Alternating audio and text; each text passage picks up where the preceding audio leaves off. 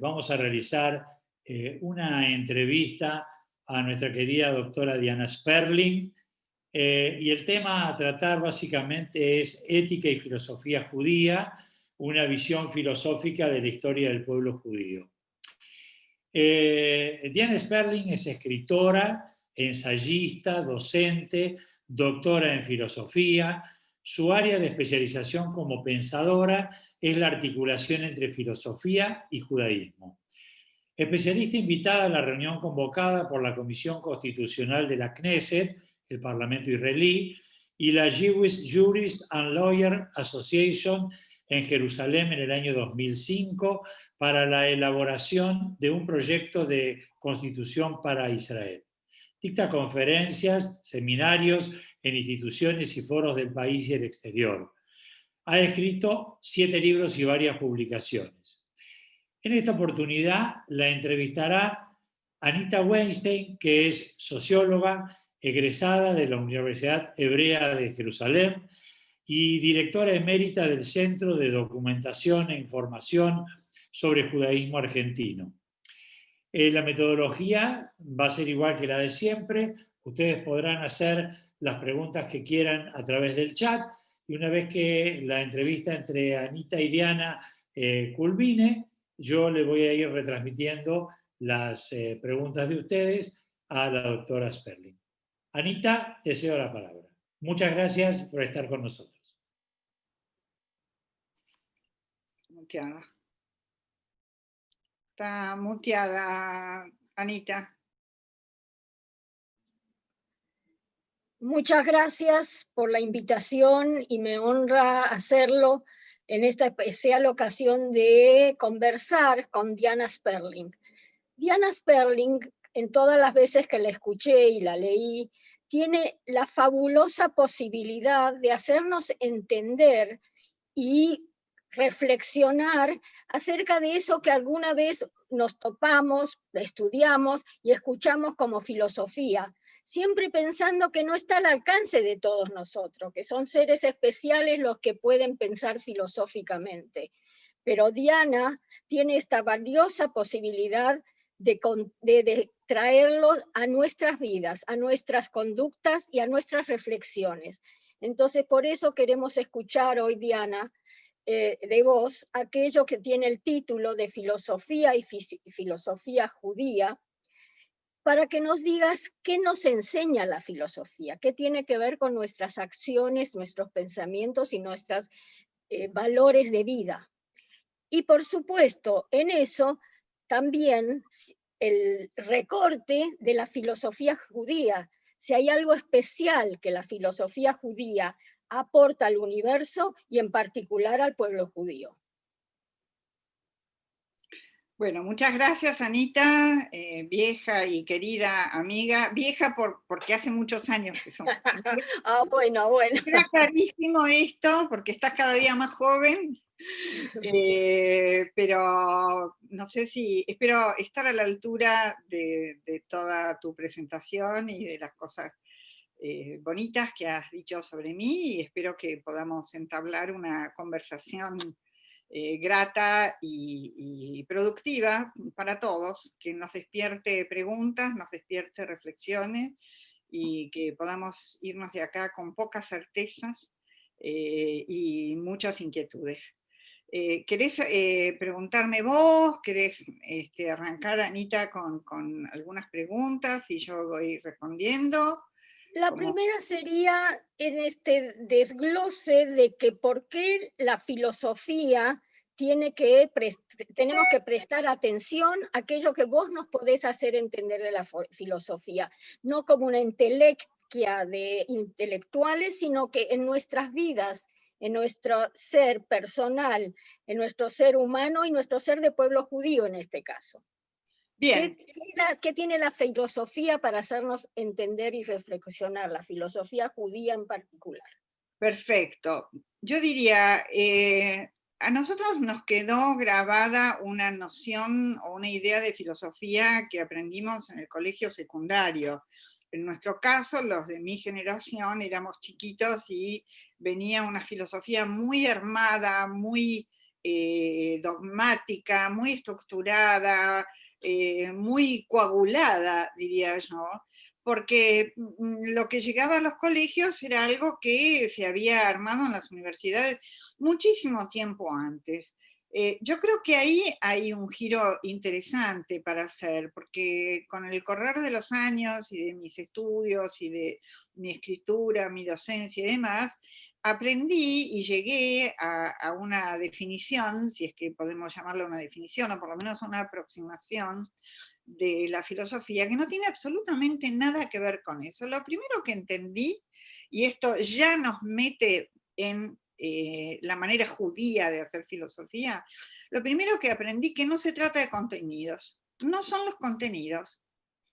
Yo puedo aprender de memoria montones de nombres, de fechas, de conceptos, de definiciones. Está el famoso diccionario de filosofía de Ferrater Mora, ¿se acuerdan?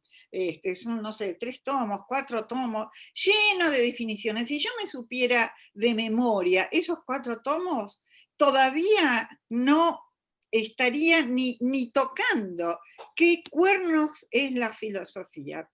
A mi modo de ver, la filosofía es una herramienta, es un modo de leer, es una manera de aproximarse a las cosas o a los hechos, tratando de poner en duda las certezas, es decir, dando de baja todo aquello que creemos que es así y no de otra manera, y poder preguntarnos, yo diría, la filosofía es el arte de la pregunta, poder preguntarnos, ¿esto es tan así? ¿Por qué? ¿Porque me lo han enseñado así durante siglos, desde Platón en adelante? ¿O puede entenderse de alguna otra manera? Entonces, si yo tomo a la filosofía como una herramienta para deconstruir, para desarmar, para desatornillar, le pongo, ¿vieron el lubricante W40?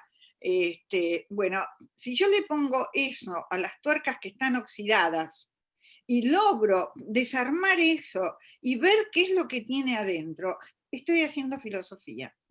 No importa con qué nombre grande se lo conecte, o con qué etiqueta, o con qué nacionalidad.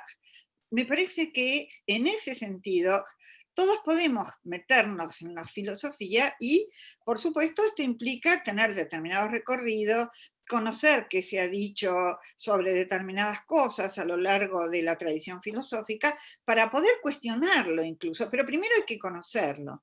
Porque vieron eso que dicen que a veces alguien se cree muy original y simplemente no ha leído lo suficiente. Bueno, hay mucho para leer. La filosofía es el discurso más antiguo de Occidente. Tiene 2500 años. Pero que yo lea todo Platón y conozca toda la obra de Platón no quiere decir que Platón sea sagrado. Platón es un pensador que me ayuda a pensar en la medida en que yo actualizo sus conceptos, en la medida en que yo traigo, por ejemplo, la idea de democracia, la idea de identidad, la idea de república, la idea de justicia, la idea de verdad, al presente, y trato de ver cómo eso me sirve a mí para pensar mi experiencia histórica concreta y la de mis contemporáneos, digamos, ¿sí? Entonces, acá ya estoy haciendo, diría yo, una versión talmúdica de la filosofía. Va por ahí. Bueno, en esta desconstrucción, entonces me hace pensar en estos diferentes ingredientes que, como cuando nos decimos la identidad judía, el ser judío, con los que convivimos, que tal vez tenemos como muy estructurados esos conceptos y a veces no entendemos cómo se une con el otro. La identidad, el pueblo, la nación, el territorio, lo que nos dice el Tanaj, el Talmud y los preceptos, cómo se entrelazan y cómo, de qué manera. A mí me interesa mucho el abordaje desde la pregunta, porque si nos mantenemos solamente con las convicciones, creo que quedamos muy atrás como seres humanos, pensantes. Y entonces siempre tenemos que creer que la pregunta tiene un objetivo para hacer entrar y entender y concientizarlo. Entonces, este conjunto de puntos que hablamos de la identidad judía, el ser judío, ¿cómo los abordarías vos desde esa mirada de la desconstrucción? En principio, a mí no me gusta mucho la palabra identidad. Me suena a algo muy congelado y coagulado. La noción de identidad viene claramente de Grecia, pero el pensamiento griego está articulado alrededor de un eje fundamental que es el verbo ser conjugado en presente. Esto es una taza. La identidad de esto es ser una taza. ¿Qué pasa en una lengua que no tiene el verbo ser conjugado en presente? Por lo tanto, no se puede decir lo que una cosa es. Esto es lo que pasa con el hebreo, ¿sí? Entonces, si yo no puedo decir lo que una cosa es, eso no me deja absolutamente muda, en el sentido de que no puedo hablar de la taza. Lo que puedo hacer es ver cómo funciona la taza, para qué sirve, cómo está hecha, cuál es su comportamiento, qué relación tengo yo con la taza, etcétera, etcétera. Estos son distintos aspectos de la cosa, digo la cosa, el hecho, la persona, lo que fuere, que me permiten una aproximación múltiple a algo sin coagularla y sin congelar a esa cosa en una única identidad. Por eso a mí me gusta mucho más hablar de identificaciones, en plural incluso. Así como los individuos, a medida que desde que nacemos y en nuestro crecimiento vamos teniendo distintas identificaciones que son móviles, son flexibles. De chiquita me identificaba con mi mamá y con mi tía y después fui cambiando y mi ídolo era mi hermano o una prima o alguien que vi por televisión o una figura, etcétera, etcétera. Entonces, esas identificaciones son rasgos, son aspectos, son sesgos, pero que no totalizan lo que alguien es, cómo se comporta, cómo vive, etcétera, etcétera. Entonces, yo creo que la no existencia del verbo ser conjugado en presente dota al pensamiento judío de una movilidad y de una flexibilidad y de una riqueza extraordinaria. No estamos en el ámbito del logos, digamos, no estamos en la definición, en el concepto. Ustedes saben que primero vino la definición y mucho más tarde, después de Aristóteles, la idea de concepto. ¿Qué es esto? Esto es tal cosa. Aristóteles enunció los tres principios fundamentales de la lógica, es decir, del logos. Principio de identidad, principio de contradicción y principio de tercero excluido. Es decir, la taza es una taza, A es A. La taza no puede ser un cuaderno y no puede ser otra cosa, un tercer término que no está incluido en esa contradicción entre A y no A. Al no tener el verbo ser de esta manera tan central y tan pregnante que tiene el idioma griego, que es el idioma de la filosofía primera, digamos, se nos abre un mundo de posibilidades. Podemos pensar mucho más en términos del hacer que en términos del ser. Entonces ya no hay identidad, hay experiencias, hay conductas, hay elecciones, hay comportamientos, hay decisiones, hay actos.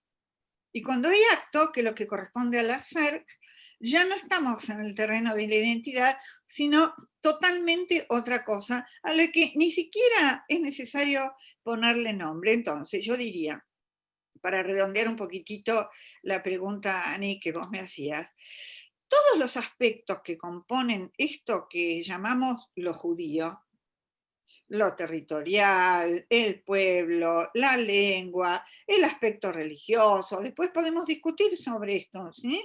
El aspecto sionista, el aspecto político, ideológico, se entremezclan y se componen de diversas maneras y según fórmulas muy variadas.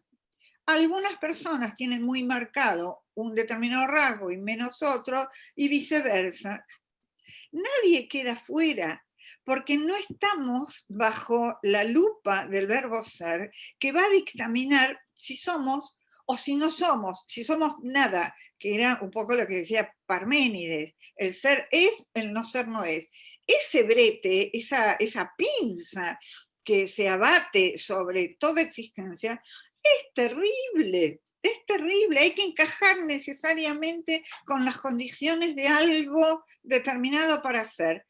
Los judíos tienen una experiencia de la existencia móvil, errante, diaspórica, en lo real, en lo histórico, en lo geográfico y también en el pensamiento. Todas estas cosas van unidas. Nosotros tenemos un pensamiento diaspórico y el pensamiento diaspórico impide que nos anclemos de una vez y para siempre en un solo lugar, sea un lugar físico o un lugar simbólico. Y creo que esta es una enorme riqueza y la filosofía, a mi modo de ver, y como yo trato de practicarla, es una ayuda enorme para pensar y para deconstruir justamente estas categorías que nos han venido tan fijas y que nos han taladrado la cabeza y que uno tiene derecho a preguntarse acerca de ellas. Muy interesante lo que decís porque me hace pensar que todas estas definiciones de grupos nacionales, étnicos, religiosos y de autodefinición como judíos en todos ellos, hay un elemento que aglutine, hay algo que lo convierte en este, no sé si usar la palabra ser judío, que no es la que vos estás usando, pero este conglomerado está como en algo conectado.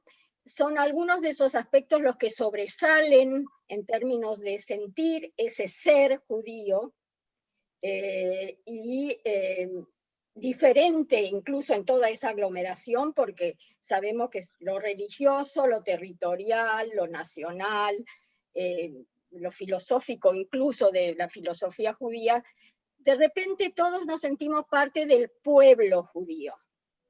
Sí, es bien problemático esto, por eso los griegos tuvieron tanta dificultad, los griegos y el mundo occidental, ¿no? Continuado a través de Roma, el cristianismo y demás, el mundo occidental tuvo tanta dificultad y tanto resquemor hacia una criatura o una entidad o algo que se le escapa por todos lados porque no se ajusta a ninguna de esas definiciones.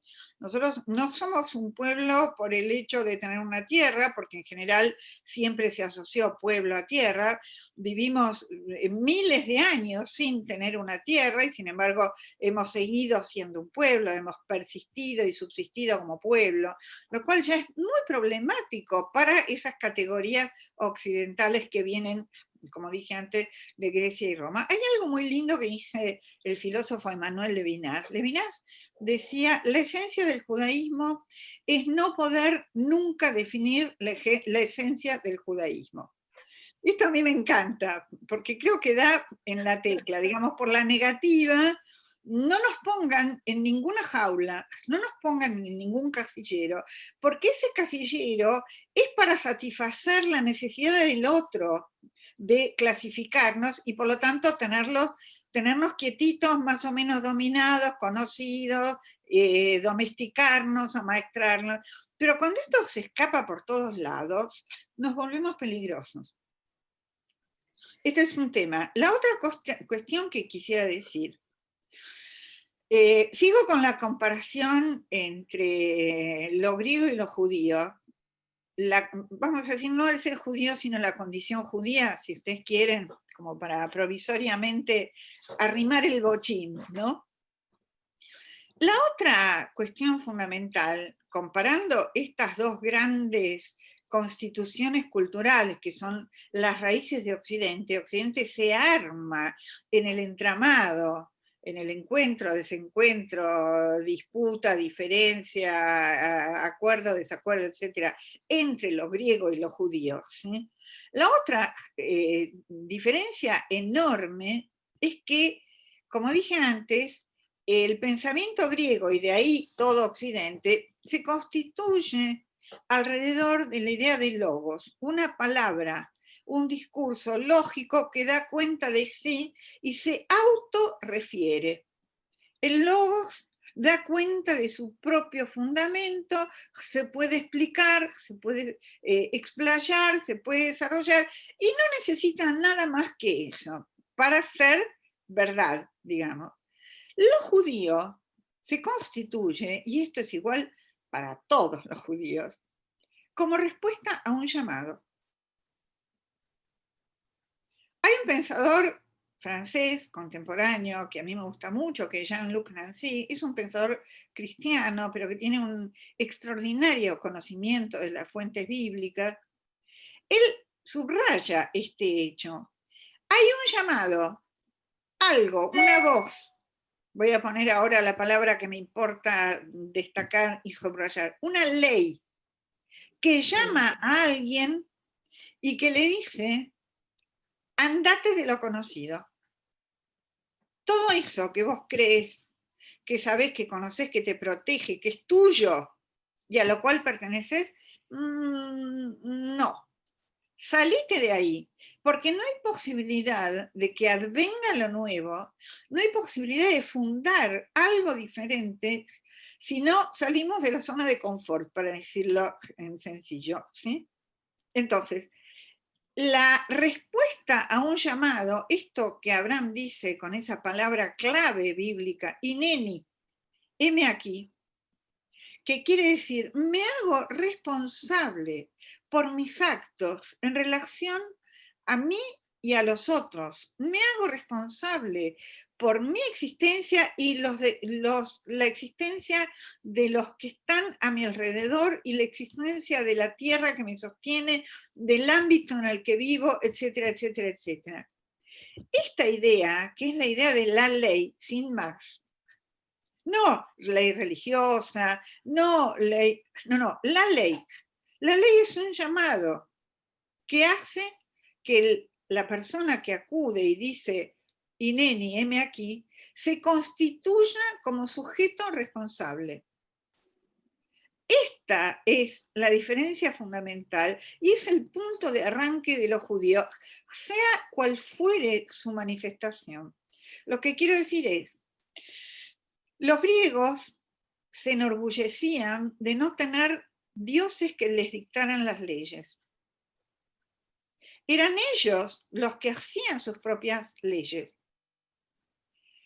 Duró muy poco esa Grecia. Esa Grecia termina con Aristóteles. Si nosotros comparamos el trayecto histórico de la Grecia bella, de la Grecia clásica, de la Grecia trágica, platónica y aristotélica, con la historia del judaísmo, nos vamos a dar cuenta de que esa supuesta autonomía, autosuficiencia, ese nos bastamos a nosotros mismos, no puede sino terminar en la muerte, en la aniquilación, en el desmayo de un conjunto, de una cultura, de un grupo humano, porque no hay un otro verdaderamente significativo al cual referirse. Levinas también dice, el griego le tenía alergia a la alteridad. Nosotros nos fundamos en un llamado de la alteridad. Hay, repito un poco a Buber y a Levinas, hay un yo porque primero hay un tú que me llama. Y esto los psicoanalistas lo saben muy bien, porque la constitución del niño, del bebé, como sujeto, antes todavía de que pueda hablar, esa constitución depende enormemente de que haya un otro, un padre, una madre, un adulto, que lo llame a ingresar a la vida, un deseo de que ese niño ingrese a la vida. Es decir, hay comienzo de vida, hay inauguración, hay Hanukkah, digamos, cuando hay un deseo que se hace presente, llama y al cual hay que acudir. Así nace el judaísmo y así se desenvuelve a lo largo de la historia, independientemente de cuáles sean las creencias y las prácticas personales, pero somos producto de un llamado. Muy interesante porque nos constituye también en responsables, no solo de uno mismo, sino del otro. El otro está siempre presente. Ahora, es este concepto, esta vivencia, este asumirse, diría vos que tiene algo que ver con lo que tiene el pueblo judío en sus miles de años de supervivencia. Usé la palabra pueblo, no es lo que vos usaste, pero No, está bien, pueblo sí, pueblo sí. El pueblo judío, tras tantas, cada vez que empezamos la historia y la idea de que cada fiesta, cada Hag, estamos conmemorando cómo mataron judíos y cómo nos salvamos, y ni que hablar de las épocas contemporáneas de Shoah y lo que vivimos nosotros en estos años. ¿Es ese algo? Mi pregunta sería, ¿no? ¿Esta responsabilidad por el otro es parte constituyente de este sentido de que el pueblo judío ha podido sobrevivir a todo esto, y esta es la vía que una y otra vez tenemos que inculcar y tenemos que ejercer? Creo que sí, que en gran medida, bueno, ustedes saben que hay una famosa frase, es casi un lema, Kol Israel Arevim Zelazé, ¿no? Todo judío es responsable por el otro judío, pero no solo por el otro judío, es responsable por el mundo, por eso existe la idea de Tikkun Olam. Claro, por el otro en general, por el otro humano, porque lo que nos hace humanos no es la libertad, es la responsabilidad. La responsabilidad precede a la libertad. Nadie es libre de elegir si se hace o no responsable por el otro. Somos primero responsables y desde ahí ejercemos nuestra libertad. Entonces, quisiera agregar un par de conceptos que son, bueno, se embroman por haber convocado a una filósofa, pero que son propiamente filosóficos. Son de Kant, en este caso. Kant habla de heteronomía y autonomía.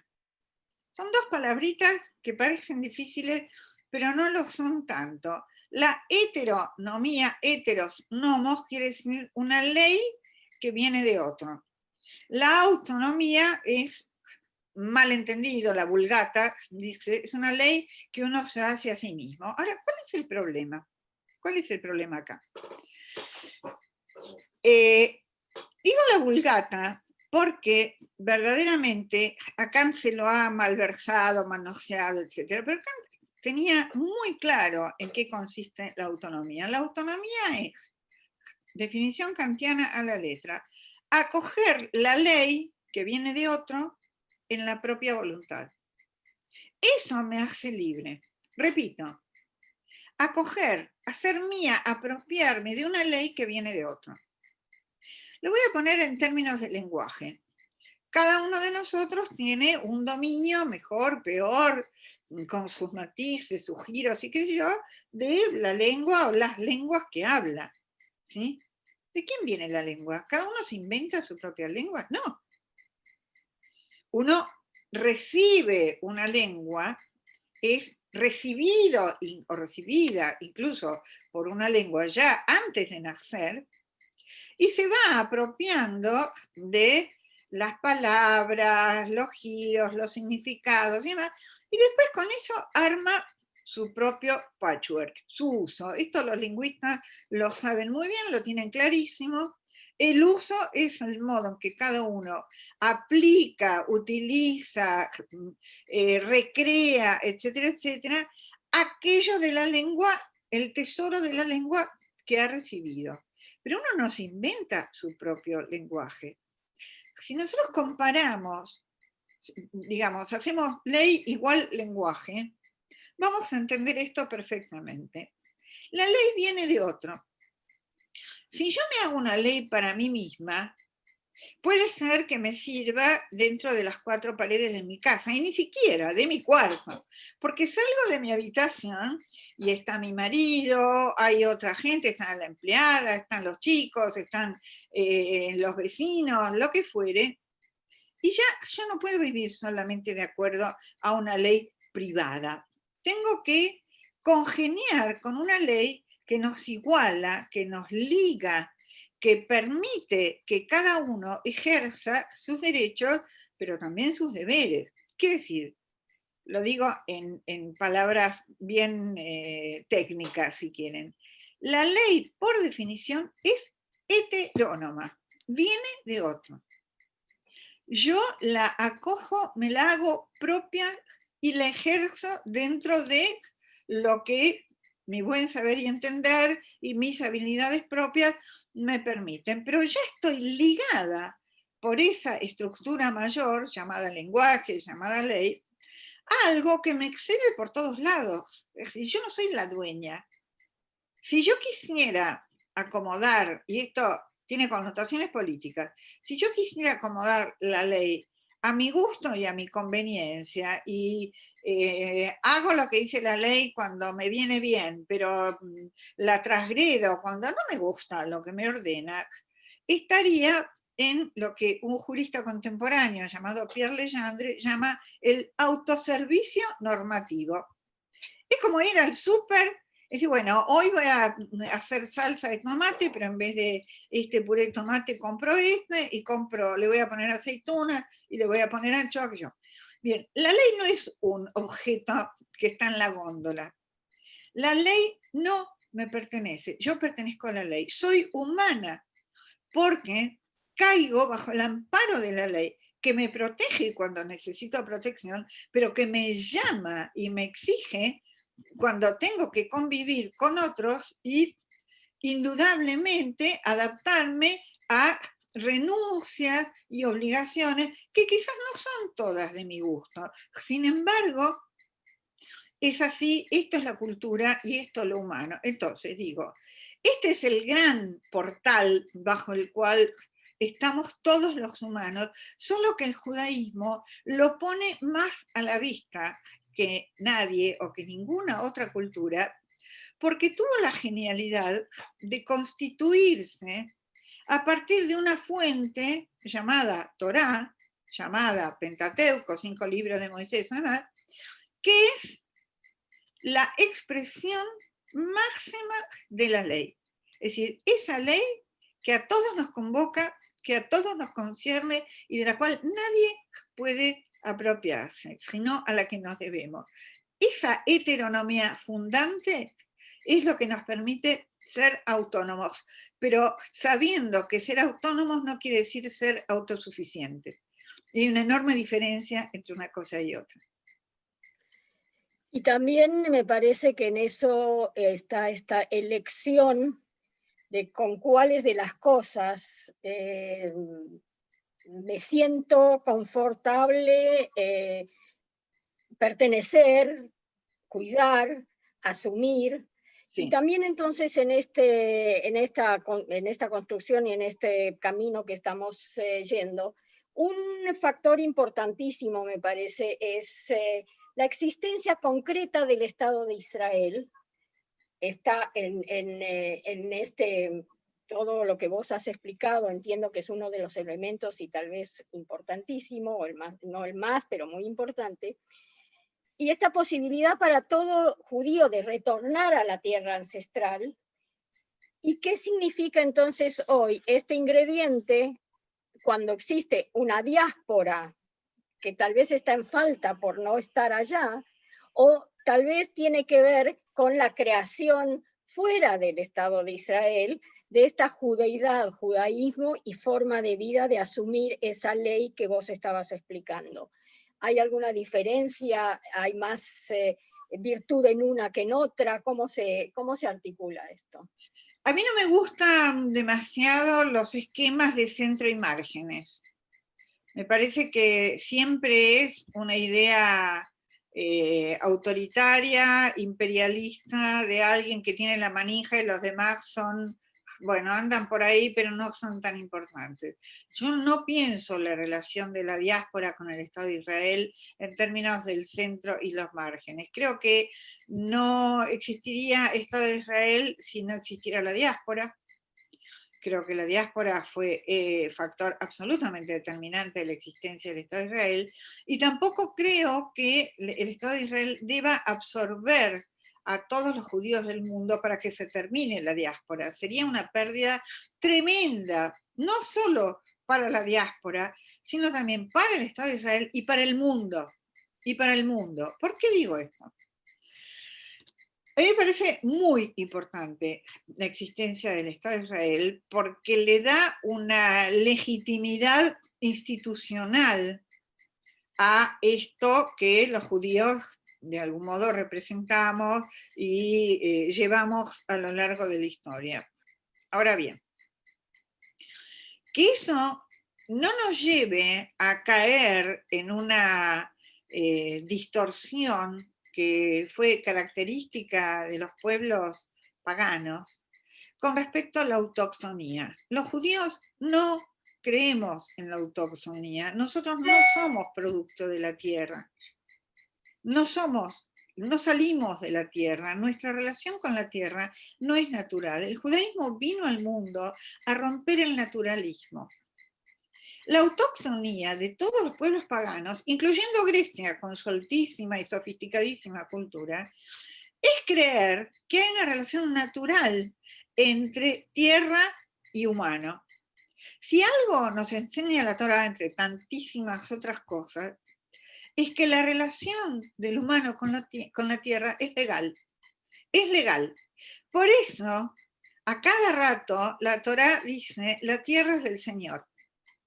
La vas a poder habitar siempre y cuando acates la ley que yo te doy.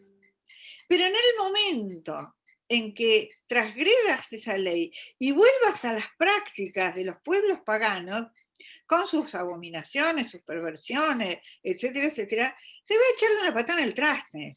Es decir, la tierra no es nuestra, ni nosotros somos de la tierra. Somos diaspóricos y somos exiliados. Por definición, es una condición de existencia, no es geográfica ni histórica. Aunque vivamos en el Estado de Israel, somos exiliados y somos extranjeros, cosa que la Torá se ocupa muy bien de remarcar. Nosotros sabemos que la idea de extranjería y del respeto al extranjero está mencionada en la Torá más veces que el Shabbat. El respeto a la extranjería es el principio fundamental. ¿Por qué? Porque ustedes fueron extranjeros en la tierra de Egipto. Toda la Torá transcurre en la extranjería, en el exilio.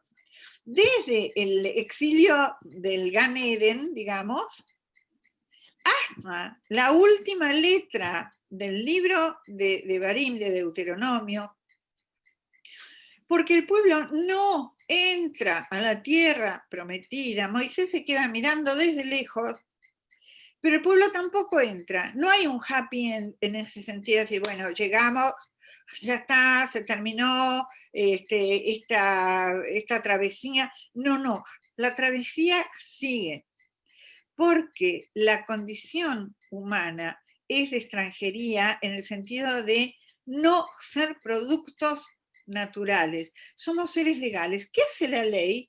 Separa al hombre de la naturaleza. Somos seres hablantes, sexuados, diferenciados y mortales. ¿Qué tal? Eso ya es ser no natural. Como decía Borges, ser inmortal es baladí, una piedra lo es. Claro, las piedras no tienen la más remota idea de que se mueren. Nosotros sabemos que nos morimos, sabemos que si no hacemos determinadas cosas desaparecemos de la tierra, sabemos que somos diferenciados, que somos hablantes. Quiere decir que ya no tenemos el mismo estatus que una vaca, que un árbol, que un gato o que cualquier otro ser de la naturaleza. Somos otra cosa, tenemos otra condición, una condición fallida, una condición incompleta, una condición legal. Enrique Kosicki, Zichrono Libraja, un gran jurista, querido amigo mío, decía que los humanos somos animales legales. Es decir, aquello que rompe con nuestra animalidad y nos pone en una relación, casi diría, contractual con la tierra. La tierra de Israel es un comodato. Es un comodato. Podemos estar ahí, habitar, prosperar y lo demás, pero no creernos que podemos... ¿Qué dice la ecología contemporáneamente, chicos? Va por acá. Si ustedes creen que todo lo que está a su alcance lo pueden depredar y destrozar porque hoy tienen ganas de cortar 100.000 árboles, esto es un boomerang. Va a volver y va a tener efectos. Toda la movida actual de Greta Thunberg, el calentamiento global, esto ya lo dice la Torá. Cuando la Torá estipula las reglas de lo que hay que hacer cuando entren a la tierra, ¿sí? Cuando entremos a la tierra, no se puede en lo inmediato ni cosechar, ni sacar todos los frutos. Hay que esperar que termine un ciclo, después resembrar, después cosechar. Es decir, no te creas que habitar en un lugar implica que sos el propietario y podés hacer lo que quieras con eso. Y esto me lleva a un punto fundamental, Anita, que quisiera compartir porque me parece que nos permite también desplegar otras ideas. Vuelvo a la idea de ley. Hay muchas características de la ley. Cuando hablo de la ley, digo la ley simbólica, ¿no? La ley en general, no una ley u otra ley, no la ley positiva, sino esto que llamo ley simbólica, que es lo que permite que haya leyes. Algunas de estas características son: la ley reparte poder. Nadie está por encima de la ley. Nadie es dueño de la ley. Estamos todos amparados por una ley que nos va a decir qué podemos y qué no podemos. Y por lo tanto, tenemos un solo soberano, la ley. Yo no soy objeto de posesión de un monarca, de un rey, de un faraón. No. La ley le pone coto, por eso la Torá, el Tanaj dice a cada rato, cuando admite de mala gana la existencia de la monarquía en Israel, ¿qué tiene que tener el rey en su mesa de luz? Tiene que tener la ley, la Torá, para leerla cuando se levanta y cuando se acuesta. Es decir, no te creas que podés tener más caballos, más mujeres, más riqueza, más tiendas, más palacios. No. Sos un mortal igual que cualquiera, no te la creas, no sos un inmortal, no sos un dios. Eso primero, la ley reparte poder, fundamental. Y en segundo lugar, la ley le habla a cada uno como un tú. Cada uno de nosotros está concernido por la ley. Por lo tanto, yo puedo acudir a la ley cuando siento que mis derechos son vulnerados. La ley no es solo para los poderosos, justamente por esto mismo. ¿Sí? Entonces, estas características de la ley, que es para todos, pero para cada uno, esto está en el Shema. ¿Cómo es la fórmula del Shema? Habla un tú. Escucha, Israel, es decir, escucha cada judío. Adonai es uno, Adonai es tu Dios, Adonai es uno. Es decir, esto es para cada uno de nosotros y al mismo tiempo nos liga. Entonces, la ley reparte poder y es la ligadura entre todos los que estamos al amparo de esa ley, porque es lo que permite reconocer nuestros deberes y nuestros derechos recíprocos. Esto es fundamental, pero si además recordamos que la ley rompe el naturalismo y dice, vos no sos propietario no solo de la tierra, de nada, esto me lleva de una a los 10 mandamientos, a hacer esta dibrot, como una especie de síntesis o de resumen o de metáfora, si queremos, de toda la Torá.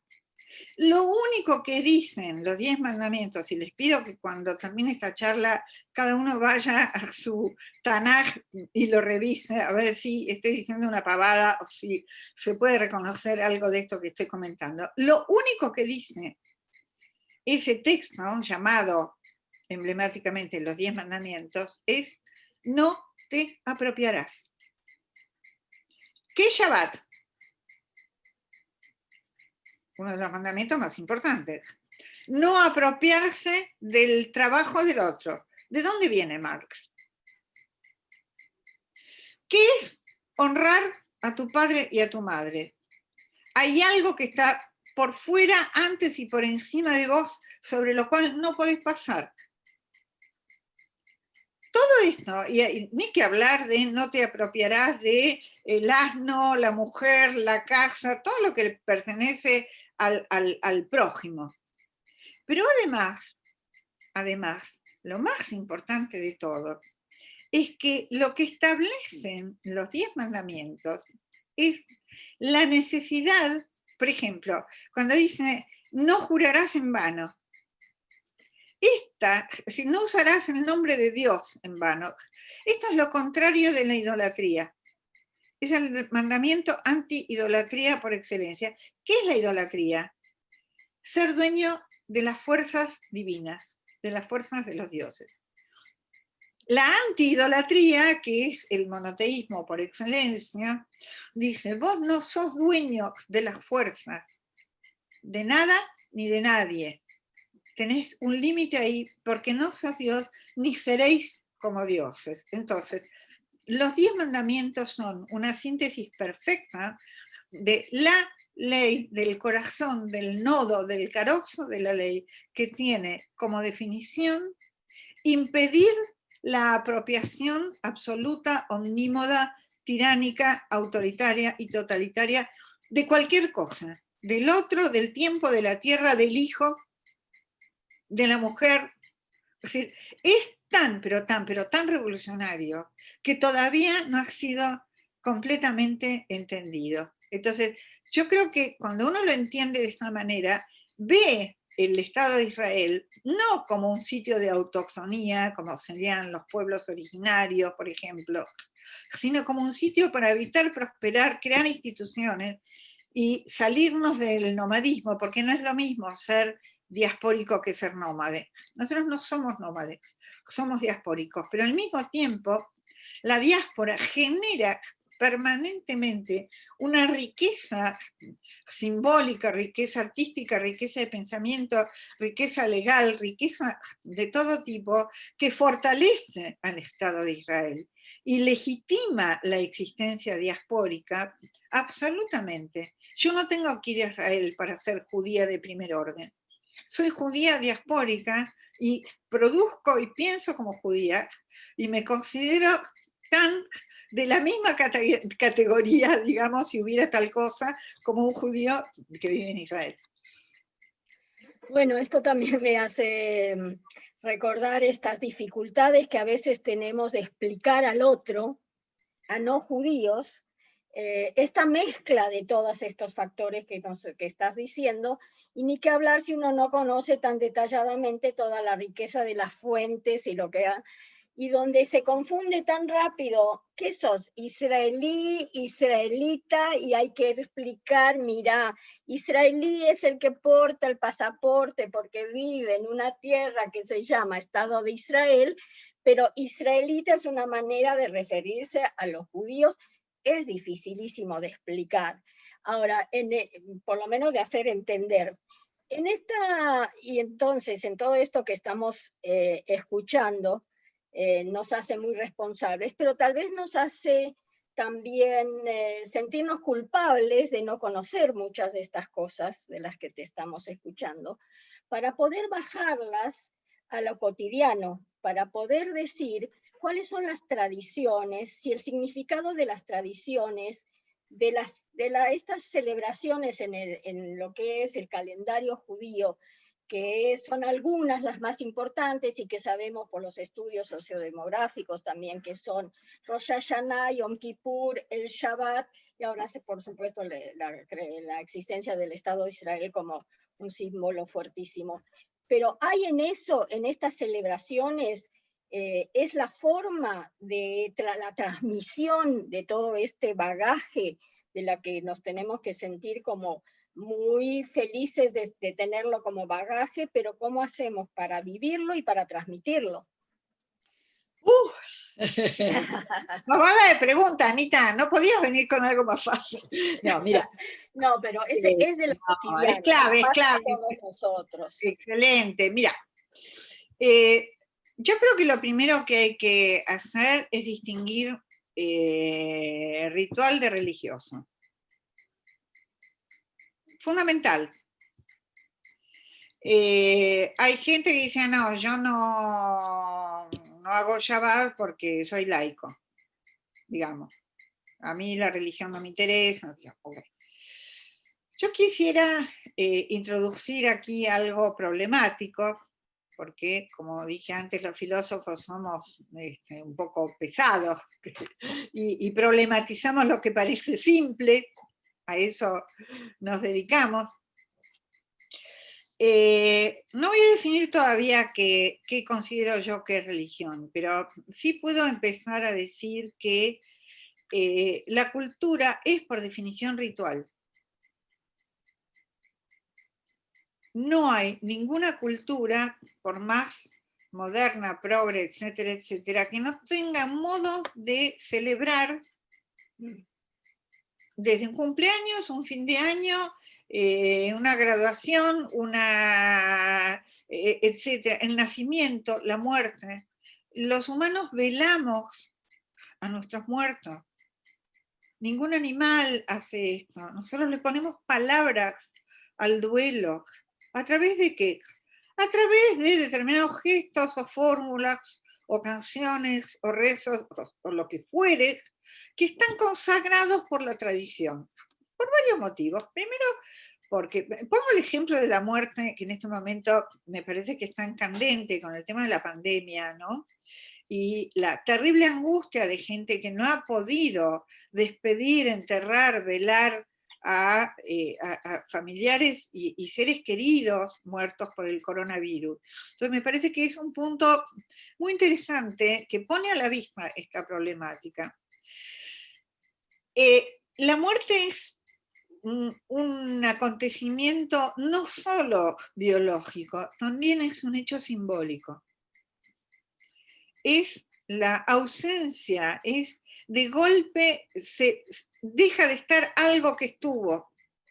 ¿Cómo se hace con ese agujero en la vida de los vivos? ¿Cómo se tramita? ¿Cómo se procesa? ¿Cómo se consuela? ¿Cómo se supera?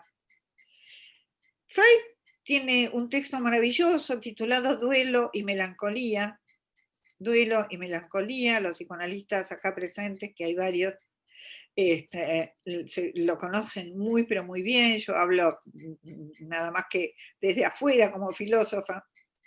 A mi modo de ver, ese artículo traduce en términos de psicoanálisis lo que son las leyes de Abelut, las leyes de duelo del judaísmo. Hay un tiempo para duelar. Pasado ese tiempo, hay que retomar la vida normal. Si te quedas pegado a esa falta, a ese dolor, a ese espanto, a eso traumático, a eso que te aconteció y te resultó arrasador, si te quedas pegado a eso y no te podés separar, eso se llama melancolía. La melancolía es un estado mortífero, donde algo de uno, mucho de uno muere con el que murió, y no se puede de ninguna manera retomar el hilo de la vida. Por eso el judaísmo es tan sabio en estipular las leyes de duelo, que son determinados rituales, a la semana, al mes, al año, etcétera, etcétera, etcétera. No hay ninguna cultura en el mundo que no tenga rituales de duelo. No hay ninguna cultura en el mundo que no tenga rituales de nacimiento. ¿Por qué? Porque son los momentos fundamentales de pasaje entre la nada y la vida, o entre la vida y la muerte, o lo que fuere. Cada uno le pondrá el nombre que quiera. Es decir, nosotros somos seres simbólicos. Los hechos biológicos necesariamente son hechos crudos que tenemos que cocinar en el lenguaje de la cultura. El ritual es un lenguaje de la cultura. Permite ponerle palabras, acotar, cernir, de algún modo poner un cerco alrededor de algo que es tan terrible que si no lo acotamos, nos pasa por encima y nos arrasa. Entonces, el ritual es propio de la cultura y de las culturas en general. Esto por un lado. Esto no tiene nada que ver con lo religioso, ¿sí? crea o no crea en este Dios, en el otro Dios, en ninguno, o lo que fuere, no se puede confiar en que una vida prospere sin rituales de acogida. Un bebé viene al mundo y esa venida debe ser celebrada para que esa criatura tenga un lugar en la vida de los otros. Alguien que ha significado algo para nosotros se va, y eso debe ponerse en palabras, en una leyenda en la lápida, en un retrato, en un gesto, en un canto o lo que fuere, para que esa memoria pase a formar parte de nuestras vidas. Entonces, yo creo, Anita, que algo de esto, que es lo ritual, el judaísmo lo lleva al extremo, se basa en esto, en una enorme medida. El mundo contemporáneo se ha desentendido de los rituales, cree que no son necesarios, porque somos seres tan racionales, tan piolas, tan científicos, etcétera, etcétera, que esas cosas antiguas no nos tocan para nada. Entonces, yo diría, primero, el judaísmo es ritual y el modo que tenemos de transmitir la tradición y la historia no son los libros de estudio de historia, como dice Yerushalmi, son los rituales. Cuando yo siento a mi inmensa familia ensamblada alrededor de mi mesa para un seder de Pesaj, este año lamentablemente fue una pálida y no lo pude hacer, pero yo normalmente tengo entre 30 y 40 personas en mi seder de Pesaj, solo de familia y 2 o 3 amigos.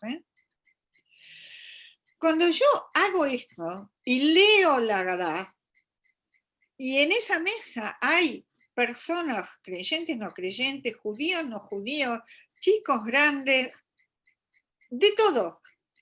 Estoy actualizando una experiencia vital. No tiene que ver con la creencia. Cuando mi nieta, que ahora tiene 18 años, me preguntó hace muchos años, pero Bobe, ¿esto pasó? ¿Y ese Dios existe? Yo le dije, esto pasó en este libro y está volviendo a pasar ahora. Y este Dios existe en este libro, en este relato. Y nosotros somos hijos de este relato. Muy conmovedor, ¿no? muy conmovedor. Además que estoy muy emocionada porque mi marido falleció hace poco y una vez más las leyes de duelo judías son tan sabias que revalorizan todos los otros rituales de las múltiples fiestas y momentos de celebraciones tristes y alegres que por suerte tenemos en el judaísmo.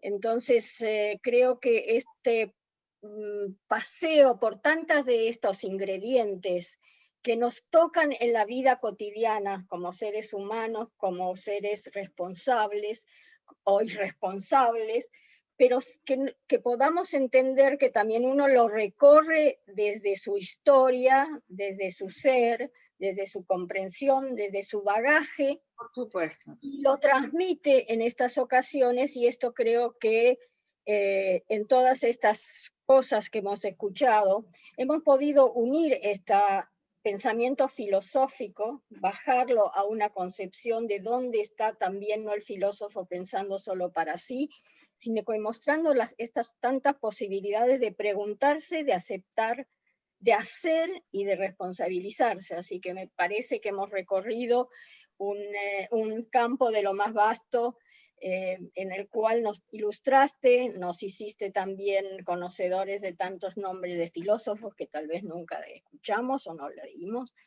pero que nos lo pudiste transmitir, donde cada uno, entiendo, lo tomará en su coyuntura de la vida y enriquecerá por lo menos muchas preguntas, ojalá, porque somos el pueblo de las preguntas, las 4 preguntas. Ya lo creo. Las preguntas en Pesaj y en otras ocasiones son preguntas, ¿no? Y esas nos guían hoy.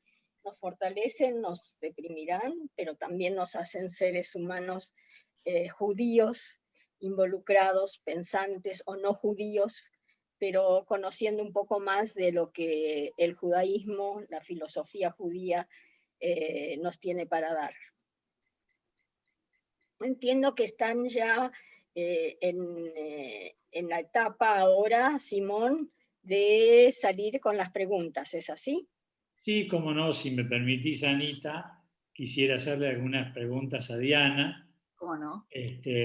Me gustaría saber tu visión sobre el pensamiento de Baruch Spinoza. Wow. Ah, bueno, vos querés 3 charlas más. Wow. Yo creo que Spinoza es el más judío de los pensadores, y lo voy a explicar de una manera muy directa. Spinoza tuvo los cojones de sacarles de las manos el texto bíblico a los rabinos que componían una jerarquía para decir que todo aquel que conozca el idioma y que tenga honestidad intelectual y que maneje algunos datos de la historia o lo que fuere, tiene derecho a interpretar. Yo creo que el judaísmo es la cultura de la interpretación por excelencia. No por nada de aquí viene Freud. Para mí hay un paralelo entre Spinoza y Freud, en el sentido de que arremetieron contra una jerarquía que se creía dueña del saber. Para los judíos no hay un dueño del saber. Hay la letra, hay el texto, somos hijos de un texto. Es muy conocido el Midrash de Dios, cuando el Midrash que aparece en el Talmud, ¿no? Cuando los sabios están discutiendo cómo se interpreta una ley, y uno dice A y otro dice B, y horas y días discutiendo, y cada uno invoca determinadas pruebas, y todas las pruebas se cumplen, entonces queda absolutamente indefinido quién de los dos tiene razón. Entonces, al final, cansados y agotados, dicen, bueno, che, vamos a preguntarle al de arriba, a ver que nos diga, ¿qué quiso decir él con esto que dice acá, que es tan difícil? Entonces lo llaman, ¿no? A Hashem. Y después de un buen rato, Hashem, se oye una voz desde el cielo que dice, yo ya les di la ley, ahora ustedes hagan su laburo, interprétenla, y a mí déjenme de joder. Lo estoy diciendo en lenguaje de bar, por supuesto que los sabios talmúdicos lo dicen mucho más finamente, pero la idea de que nosotros no tenemos papa y por lo tanto no hay una verticalidad que implica que hay uno que recibe el mensaje directo y es el propietario de ese mensaje, que está los textos encerrados en las vitrinas de los conventos, como en El nombre de la rosa, ¿se acuerdan? Sino que al estar escrito, y esto está en el libro de Ezra y Nehemia, ¿sí? Cuando vuelven del exilio y hacen la primera lectura pública de la Torá y dicen, nosotros vamos a leer para que ustedes sepan, para que todos ustedes sepan, y vamos a tratar de explicar, pero queda la letra a disposición. Por eso el pueblo judío tiene una alfabetización generalizada y temprana. Spinoza es un bar mitzvah, es un hijo del precepto, en el más pleno sentido. Es el que se hace cargo, a partir de cierta edad, un bar mitzvah es esto, de la interpretación de la ley bajo su propia responsabilidad, no la del papá. La mayoría de edad es un acto de lectura para el judaísmo. Spinoza lleva esto a su extremo. Por lo tanto, Spinoza es el más judío de los judíos. Y si ustedes analizan la composición de la ética, Ética demostrada, Amor simétrico, que es el libro principal de Spinoza, esto es una hipótesis que yo tengo, que vengo enseñando hace mucho y va a estar en mi próximo libro, la ética tiene la misma composición que la Torá. 5 libros, empieza por un acto de Dios, que es la creación de sí mismo y de todo lo demás, etcétera, etcétera, etcétera. Es absoluto y totalmente judío, ha sido mal entendido, mal comprendido, porque se le dio una interpretación teológica. Y Spinoza no es teológico, y yo creo que el judaísmo no es teológico. Es otra cosa. Pero esto para desarrollar mucho más. Les dijo con la intriga picando, así van a leer el libro cuando lo publique o van a venir a estudiar conmigo. Por supuesto, por supuesto. Diana, en el Bereshit, en el primer libro de la Torá, dice, y creó Dios al hombre a su imagen y semejanza. Varón y hembra lo creó. ¿Qué significa para esto para vos? Varón y hembra lo creó. Que somos seres diferenciados, que ninguno es completo. Es decir, la creación del humano de arranque desde el vamos es la creación de la diferencia. Primero, retomemos esto. Hay imagen y semejanza, no hay identidad.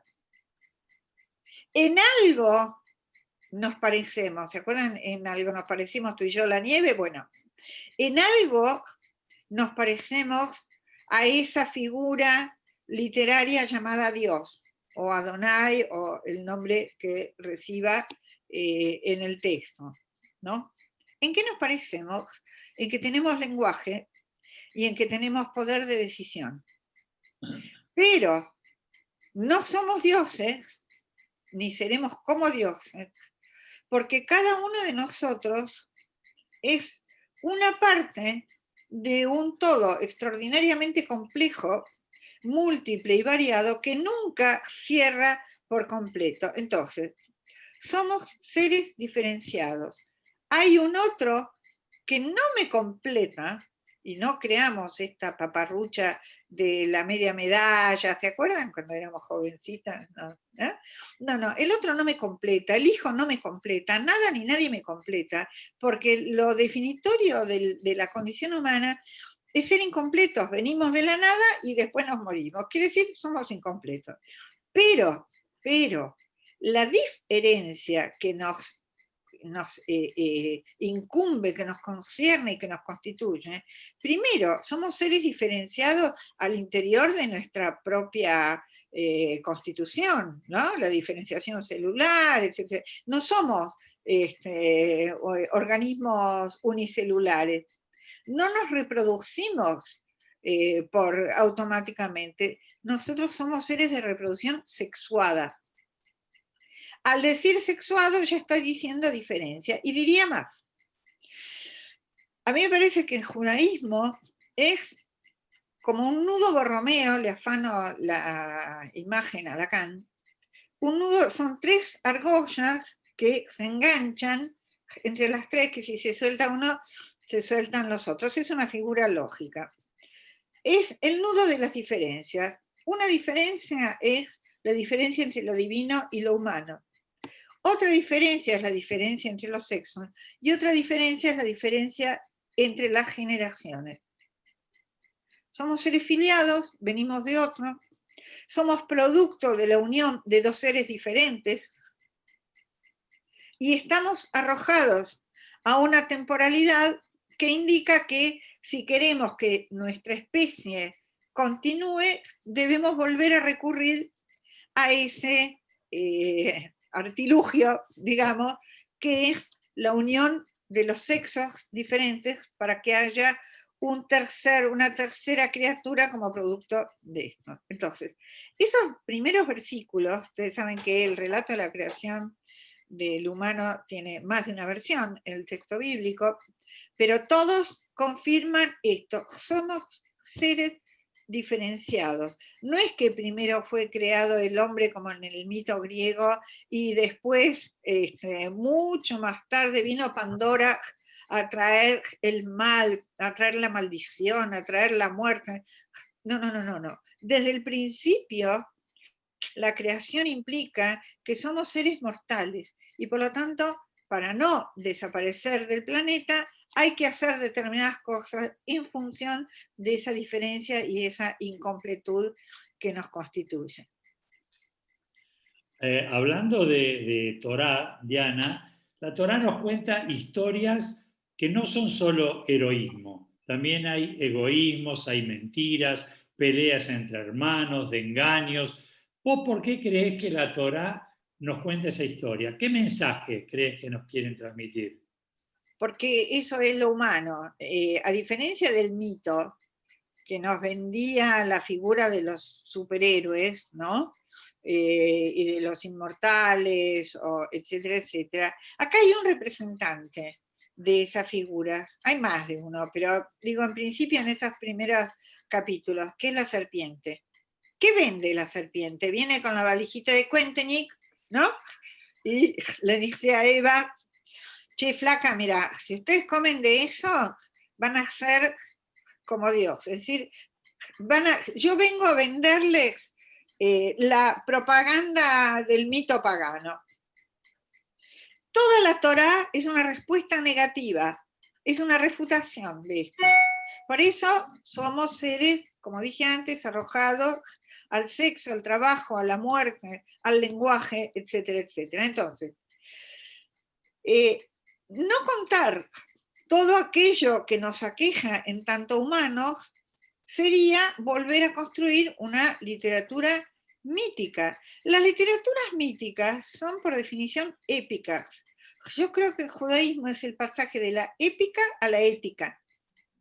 Solo los seres fallidos, incompletos, diferenciados, que tenemos un montón de agachadas y de cosas que no nos gustan, somos capaces de ejercer una ética. Alguien que las tiene todas y que es el dueño del poder, ¿para qué necesita la ética? Somos éticos porque somos fallidos. Y por eso la Torá nos anoticia de que esta es nuestra condición. Y en base a eso tenemos infinitas posibilidades de mejoramiento de nosotros mismos y del mundo. Así es, Diana. Voy a entrar en un tema un poco fuerte. Porque hasta ahora fue todo un No, voy a entrar un poquito en el tema de la Shoah y hacerte una pregunta solamente. ¿Se habrán preguntado todas las personas en ese momento y después, ¿y dónde estaba Dios? Creo que eso es pensamiento mítico, es idolatría. Dios no tiene nada que ver. Dios creó, digamos, siguiendo el relato, estoy en la literatura bíblica, hablando del relato bíblico. Digo, ese personaje llamado Dios en el relato bíblico, o llamado con los diferentes nombres que se le adjudican, es la potencia creadora que permite que haya criaturas que deciden acerca de sus actos. Eso es la ética por excelencia. Si hubiera un Dios que maneja nuestras decisiones y es dueño de todas las variables de la historia, ¿para qué quiero la ley y para qué quiero la ética? Cuando Dios descubre, después del diluvio, que somos seres capaces de las más peores cosas, dije, bueno, no lo voy a volver a eliminar y aniquilar porque es my fault. Yo decidí que esta criatura tenga esta capacidad de elegir. Si elige el mal, tendrá que sufrir las consecuencias. ¿Qué puedo hacer yo para ayudarlo a elegir bien? Crear la ley. Este es el núcleo. Una vez, y ahí aparecen los mandamientos noahitas, ¿no? Los 7 mandamientos, digamos, que van a regir para toda la humanidad. ¿Qué es lo que no se puede hacer? Yo digo una cosa, chicos, todos ustedes, cada uno va a responder para sí. Cuando uno tiene hijos pequeños, ¿tiene o no tiene la obligación de decirle a su hijo qué puede y qué no puede? Hay una frase que a mí me parece clave, que un padre debe pronunciar. La frase es, eso no se hace. Hay cosas que no se hacen. Punto. Después, si querés, cuando seas más grande, la explicamos. No te tengo que dar razones. Esto no se hace. Matar, robar, asesinar, etcétera, etcétera, etcétera. Eso no se hace. Esa es la tarea de un padre, introducir a su hijo en lo prohibido. Solo con esa condición, y estoy en Legendre, este jurista maravilloso nuevamente, solo con esa condición, yo puedo arrojar a esa criatura al mundo, a la vida, porque va a estar armado, munido de la herramienta fundamental, que es la posibilidad de distinguir entre lo que se puede y lo que no se puede, de lo que se debe y lo que no se debe. Solo si un padre realiza esta transmisión, y vuelvo al tema de la transmisión, que Anita me preguntaba antes, y la transmisión funciona no por las cosas que uno dice explícitamente, no por la teoría, funciona a través de los actos, de los gestos y de los rituales, ¿ok? Solo si yo persisto en esa transmisión, puedo tener alguna confianza, no garantía, porque garantía nunca tenemos, de que esa criatura va a estar preparada para salir al mundo y llevar una vida mínimamente constructiva, fructífera, de no daño para sí y para los demás, y contribuir al mejoramiento del mundo, esto que es el Tikkun Olam. Llámese como se llame en cualquier tradición. ¿Sí? Pero cuando nosotros oímos, por ejemplo, esas frases de los influencers en las revistas de moda que hablan de sus hijos y dicen, ay, yo lo único que quiero es que mi hijo haga lo que quiera y sea feliz. No, yo lo que quiero para mis hijos, ahora ellos ya ni me preguntan, es que sean personas éticas y que tengan en cuenta que viven en un mundo aquejado de una enorme cantidad de males, de espantos, de terrores, y cada uno tiene una responsabilidad frente a esto. Esto quiero para mis hijos, y para mis nietos, y los que vengan después y más. Eso es lo que me parece a mí declara y realiza y transmite el judaísmo en todas y cada una de sus rituales, de sus fiestas, de sus textos y de sus interpretaciones. Y todos esos rituales y esas cosas a las que vos te referís, ¿crees que es lo que mantuvo unido al pueblo judío a lo largo de los siglos a pesar de las persecuciones que tuvo? Ustedes saben la frase de Heschel, ¿no? No es que el pueblo judío mantuvo el Shabbat, sino que el Shabbat mantuvo al pueblo judío. Cuando uno reconoce en el ritual un modo de expresión y presentificación de la ley, entonces no tiene ningún problema con esto. Vamos a analizar 2 o 3 nada más. ¿Qué es Shabbat? Como dije antes, Shabbat es la orden de no apropiarse de la tierra, del otro, del trabajo, del esfuerzo de otro que no seas vos. No sos el dueño. Nada más y nada menos.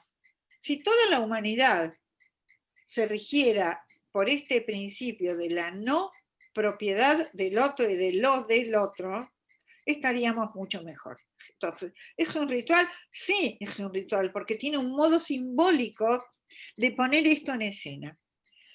Otro ritual, comer kosher. ¿Por qué comemos kosher? Hay muchísimas explicaciones, pero digo una en la línea de lo que estoy explicando ahora. Kashrut viene a decir, podés comerlo todo, con tal de que tengas el arco, la flecha o el fusil o el arma para matar al animal y la fuerza para llevarlo hasta tu tienda y cuartearlo, ¿por qué no? Why not? Sin embargo, Kashrut dice, no todo lo posible es legítimo hacer. Es la diferencia que el inglés tiene entre can y may. Hay cosas que se pueden hacer físicamente, pero que no te es legítimo hacer, no te está permitido hacer. You can, pero you may not. ¿Ok? Entonces, esta distinción, que es lo permitido, lo legítimo de un acto, está en las leyes de Cayut. Para empezar, nada más, habría mucho más para decir sobre esto, pero para empezar, ¿qué es la mezuzá? ¿Qué es la mezuzá? La mezuzá tiene un fragmento de la Torá adentro, es la ley. Entonces, por eso, si vamos a hacer una lista de todos los rituales y analizamos uno por uno, todos son recordatorios de la ley. Y la ley lo único que dice es, no sos el dueño. Eso es judaísmo. Diana, y de acuerdo a todo esto, ¿cómo ves el futuro del pueblo judío y de las distintas comunidades alrededor del mundo? Complicadísimo.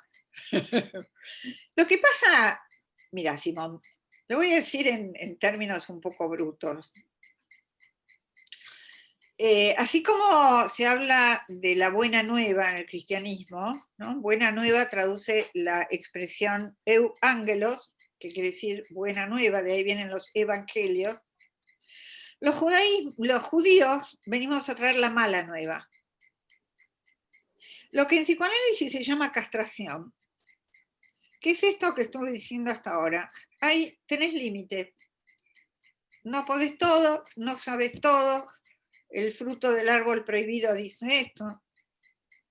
Hay un límite a tu saber, a tu poder, a tu existencia, a tu posesión, a todo. Hay un enorme terreno, un horizonte gigante de cosas que sí, pero hay algunas cosas que no. Los tabúes instituyentes, esto no se puede. Esto es lo que viene a decir el judaísmo al mundo. ¿Cómo querés que nos quieran? Es verdad, es verdad. Diana, la última pregunta.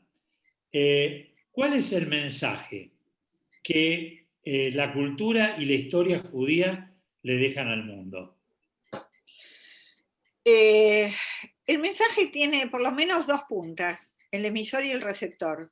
Lo sabemos por la teoría de la comunicación. Nosotros podemos desgañitarnos mandando un mensaje y el que está enfrente puede decir, ¿qué? ¿Cómo? ¿Qué? No, hay interferencia, se cayó internet, no oigo nada o no me interesa. Eso tenemos que partir de esa base para no creernos que lo que nosotros podemos decir, enseñar o explicar va a ser recibido con los brazos abiertos. Si yo vengo a decir lo contrario de la promesa de la serpiente, como expliqué hace un rato, no seremos como dioses, no vamos a ser inmortales, no podemos autoengendrarnos, no somos autosuficientes, hay una interdependencia de los humanos entre todos, entre sí, y no hay vuelta. Esto que, como dije antes, todos los movimientos actuales del calentamiento global y que yo acaban de descubrir, chicos, ¿no? Este texto tiene 3.500 años nada más, ¿no? Ese es el mensaje. El mensaje siempre es balbuceante. Y quien lo ejemplifica mejor que nadie es la figura de Moshe. Moshe es el elegido por Dios para transmitir la ley. ¿Pero qué le pasó a Dios? ¿Se equivocó? ¿No tenía más candidatos? ¿Hizo mal el scouting? ¿No se presentó nadie? ¿Cómo va a elegir a un tartamudo para transmitir la palabra de Dios? Hay una enseñanza muy importante acá. Ningún mensaje se transmite límpido. Siempre hay ruido en la línea. Siempre es teléfono roto. Lo que llega al otro no tenemos la más remota idea. Pero eso, como dice muy bien el sabio del Talmud, no nos toca hacer toda la tarea, pero eso no nos libra de hacer nuestra parte de la tarea. El mensaje es, chicos, bajen los flaps, no se la crean, laburen para hacer de este un mundo mejor, porque es el único que tenemos y el que les vamos a dejar a nuestros hijos, a nuestros nietos y las generaciones subsiguientes. Nadie es dueño de nada ni de nadie. Y sin embargo, tenemos una obligación y una responsabilidad. Diana, si hay algo que nos vas a dejar es pensando mucho. Eso no me cabe ninguna duda. Le voy a pasar la palabra a Anita si quiere hacer un cierre. Claro. Bueno, la verdad que hemos sido depositarios de una muy rica tradición, que uno la mira y la escucha, conociendo un poco, conociendo mucho, ejercitando mucho, poniéndolo en nuestras vidas, y también mucho para pensar. Entonces, volviendo al principio, si esto es filosofía, creo que cada uno de nosotros en nuestras acciones, cuando nos miramos, cuando enseñamos a otros, ni que hablar en la familia, cuando decidimos qué vamos a hacer, si el bien o el mal, que si me importa o no me importa que alguien le lastimó al de al lado y sí me involucro, estamos haciendo eso que decimos y nos explicaste como filosofía, y haciéndolo también basados de una u otra manera con esos ingredientes judíos, que ya sea desde lo laico, ya sea desde lo religioso, desde lo filosófico, desde la fiesta más folclórica a cualquier celebración y cualquier input que uno pueda tener en su transmisión familiar, nos hace sentir esa parte del pueblo judío. Y entonces creo que nos has dado herramientas para tomar esa parte de verse uno responsable por uno, por tener lo que se tiene y por transmitirlo también, educando, ejerciendo, pensando. Y para mí fue muy, muy íntegra y conmovedora toda esta posibilidad de reflexionarnos desde ahí, y esperemos que para los que están participando algo mucho o poco les haya parecido que la filosofía vale la pena escucharla, la filosofía judía nos enriquece, y aún no sabiendo de que esto es filosofía judía, estamos ejerciendo.